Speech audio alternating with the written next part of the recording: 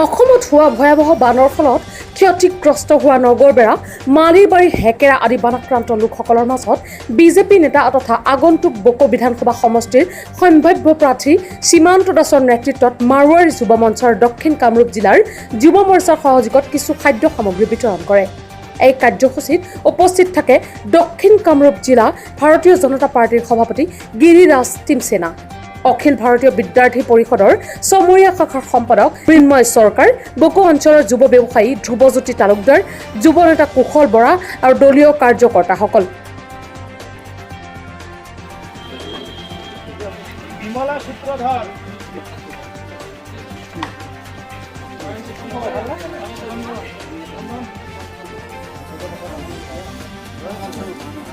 শুভলি দাস, নিমাই মালো, বিষ্ণু বুলবুলি,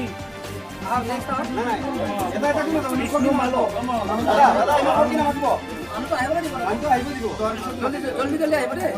বিষ্ণু ঠিক আছে।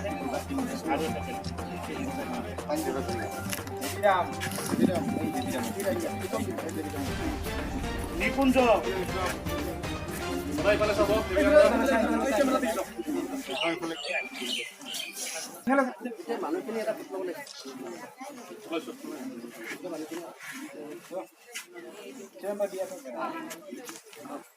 পুতুলি,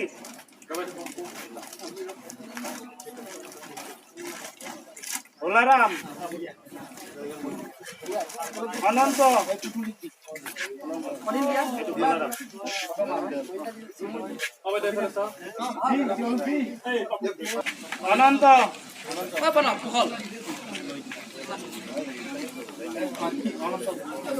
প্রদীপ,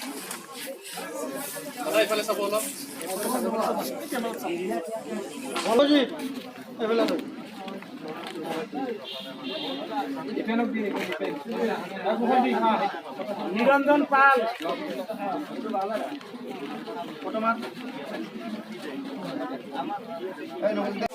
আজি মাৰোৱাৰী যুৱ মঞ্চৰ উদ্যোগত আৰু ভাৰতীয় জনতা পাৰ্টি দক্ষিণ কামৰূপ জিলা যুৱ মৰ্চাৰ সহযোগত আজি নগৰবেৰা বিভিন্ন অঞ্চলত আমি খাদ্য সামগ্ৰী বিতৰণ কৰোঁ, য'ত 5 কিলো চাউল, 1 কিলো দালি, আধা লিটাৰ মিঠাতেল, জুই চলা, কেণ্ডেল, পানী, চেনি, বিভিন্ন ধৰণৰ আমি খাদ্য সামগ্ৰী প্ৰায় 70-80টা পৰিয়ালক আমি খাদ্য সামগ্ৰী বিতৰণ কৰোঁ। আৰু ইয়াৰ পাছত আমি নগৰবেৰা আমি বিভিন্ন অঞ্চলত গৈ আমি খাদ্য বিতৰণ কৰিম, যিহেতু ইয়াত গোটেই নগৰবেৰা অঞ্চলত, গোটেই বকো অঞ্চলত বানপানীয়ে বিস্তৰ ক্ষতিসাধন কৰিছে।